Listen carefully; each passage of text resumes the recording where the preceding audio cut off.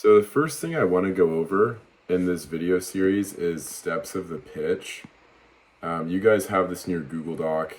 The steps of the pitch are going to be obviously icebreaker, introduction, justification, pricing, and then service description followed by closes, right? So those are going to be the 5 steps of the pitch essentially that I could go over. And I think it's really important to kind of understand this broader concept in sales before we dive into it. It's the concept of like, listen, believe, buy. And anyone that works with me hears me say that a lot. If someone likes you, they'll listen to you. And if they listen to you, they'll believe you. And if they believe you, they'll buy from you, right? So there's like these 4 different layers that you need to have them get for you to be able to make a sale. So the first and foremost important thing in any sale is going to be the icebreaker. The purpose of an icebreaker is getting someone to relate to you. That's really what the overarching theme is.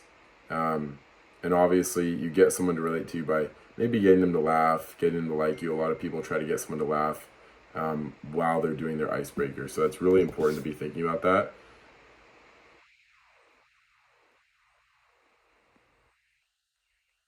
Okay.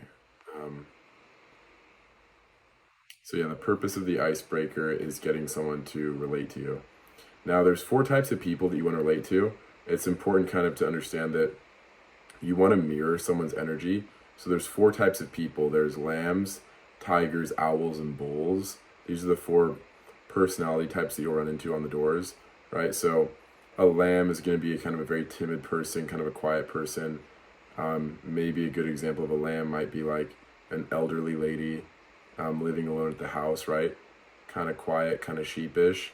It's really important that when you ice break them, you don't want to be too confrontational, right? You want to be gentle with them. You maybe want to ask them a question, kind of get their guard down, kind of get them to relax, maybe lead them, right? Like a shepherd. And I like to use this example, right? Like, oh, are you the gardener out here around the home? Maybe compliment the home, right? Very lovely flowers you have, something like that. That's a very good way to break the ice with a lamb type personality. And they're usually a little bit more gentle, right? So when you're talking to them with your body language, don't be super abrasive. Don't be kind of squaring up with them. Don't be talking too fast. Be gentle, be slow. Then the next example you have is going to be a tiger. And a tiger is going to be, very boisterous, very loud. You can kind of imagine what they'd be like a dad type personality, somewhere between like the ages of like 30 and like 55 kind of range. Hey buddy, how's it going? They kind of might hit you on the chest. That's going to be like the tiger personality. Those are the type of people you want to also, again, mirror, right? So crack a joke with them. You might make something funny about them. Oh, like, dude, I saw the lift on the truck. Are you compensating for something? Haha, might get them to laugh, get them to like you in that way. That's a good way to get like a tiger personality relate to you.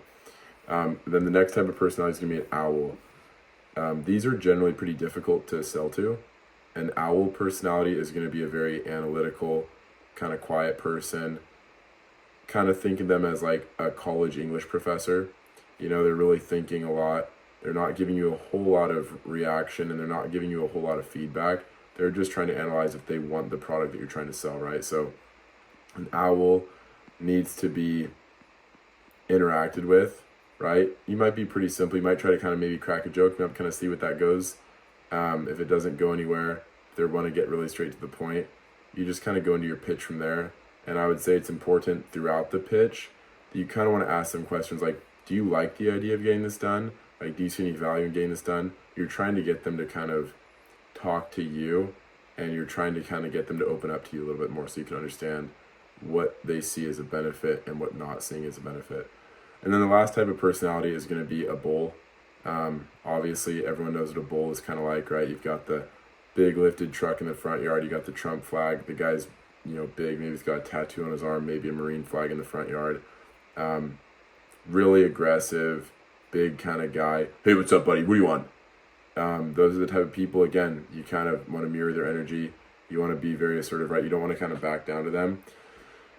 You kind of want to be like, yeah, totally get it, man. I'll be straight to the point. Maybe shake their hand, right? You want to be very, straight on with them. You want to kind of butt heads with them a little bit, maybe even. But you definitely don't want to be cracking a joke to a bull. You don't want to waste their time, right? So those are the 4 types of personality traits that you run into. Be thinking about how you would interact with those people, right? Very simple, kind of standard run of the mill icebreaker ideas are normally, hey, what's up, man? Are you the king of this castle? That's a pretty common one, or queen of the castle. Super common one is going to be maybe complimenting like a flag that they have. Maybe it's a sports team that you really like. Maybe they're an alumni of the university that you went to. Something along those lines is going to be something you're probably going to ice break on. But really, kind of anything works. And if you really have nothing to say, don't get lazy with it. Obviously, try to ice break. It's super important to get someone to like you. But if you have nothing to say, you don't want to pull random stuff out of nowhere. Maybe just a super simple, hey, how are you doing? Doing good. Good to hear, right? That can be your icebreaker. Something very simple like that can still be a really good icebreaker. So just be aware of that. It's very, very, very important to understand what an icebreaker is.